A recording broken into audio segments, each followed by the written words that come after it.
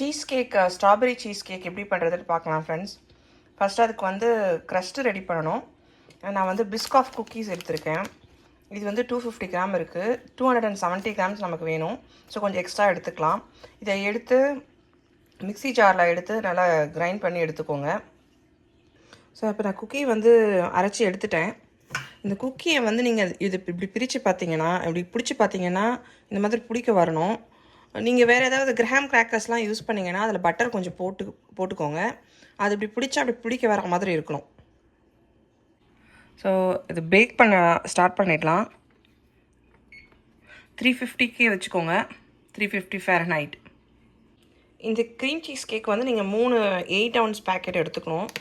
இந்த மாதிரி பாக்ஸில் இருக்கும். இது எடுத்துக்க இது ரூம் டெம்பரேச்சரில் இருக்கணும். அப்படி இல்லைனா மைக்ரோவேவில் வச்சு கொஞ்சம் சூடு பண்ணிக்கோங்க. இந்த க்ரீம் சீஸை பீட் பண்ணிக்கலாம். நல்லா க்ரீமியாக இருக்கணும். பார்த்தீங்கன்னா இந்தளவுக்கு க்ரீமியாக வந்திருக்கு. இப்போ சுகர் ஆட் பண்ணிடலாம். ஸோ 1/2 கப் சவர் க்ரீம் ஆட் பண்ணிக்கலாம்.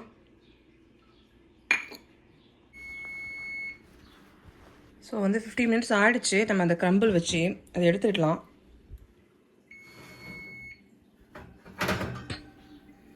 நல்லா பேக்காக இருக்குது பாருங்கள்.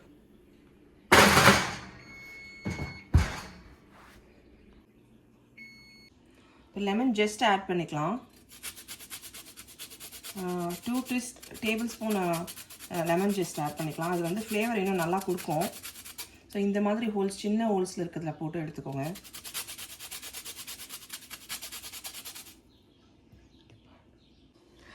வெனிலா எசன்ஸ் 2 tablespoon ஊற்றிக்கோங்க.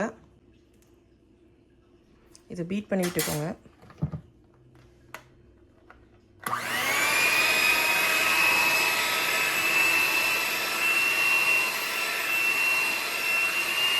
கால் ஸ்பூன் சால்ட் போட்டுக்கோங்க.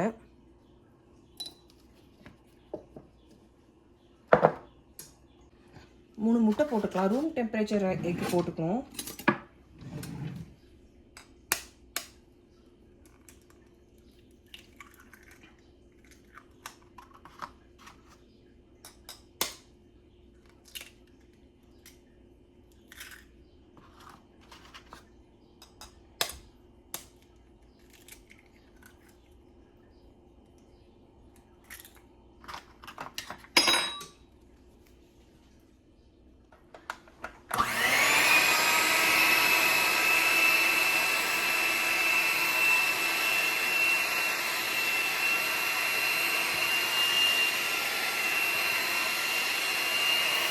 க்ரீம் சீஸ் மிக்சரை இதில் ஊற்றிக்கோங்க. கேக்கில்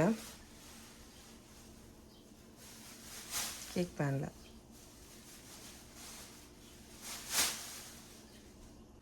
ஸோ அந்த க்ரீம் சீஸ் மிக்சர் வந்து இதில் கேக் பேனில் ஊற்றிட்டேன். இதை வந்து 350 Fahrenheitக்கு 15 minutes பேக் பண்ணணும். அதுக்கப்புறம் 300க்கு ரெடியூஸ் பண்ணிவிட்டு 1 hour பேக் பண்ணணும். ஸோ இப்போ ஸ்ட்ராபெரி ஜாம் ரெடி பண்ணிடலாம். 1/2 கப் தண்ணி ஊற்றிக்கோங்க.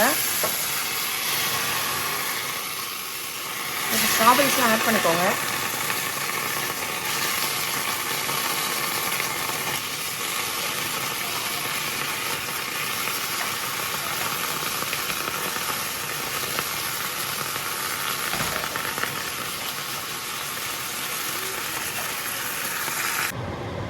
கால் கப்பு சுகர் ஆட் பண்ணிக்கோங்க. ஸோ இது வந்து அந்த ஜாம் மாதிரி கொஞ்சம் ரெடியாக இருக்குது. அது கூடவே நான் கொஞ்சம் கட் பண்ண ஸ்ட்ராபெரி போட்டிருக்கேன். இது போட்டுட்டு கொஞ்சம் ஸ்மாஷ் பண்ணி விட்டுக்கலாம். நான் ஃபுட் கலர் கொஞ்சம் ஆட் பண்ணியிருக்கேன்.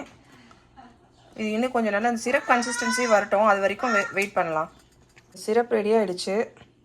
இது வந்து கேக் ரெடியானதும் அது மேலே ஊற்றிடலாம்.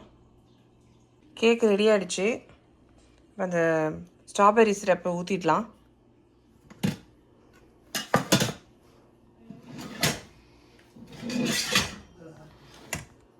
ஸ்ட்ராபெரி ஜாம் போட்டாச்சு. கேக் ரெடி ஆயிடுச்சு. தேங்க்ஸ் ஃபார் வாட்சிங். Please like and subscribe.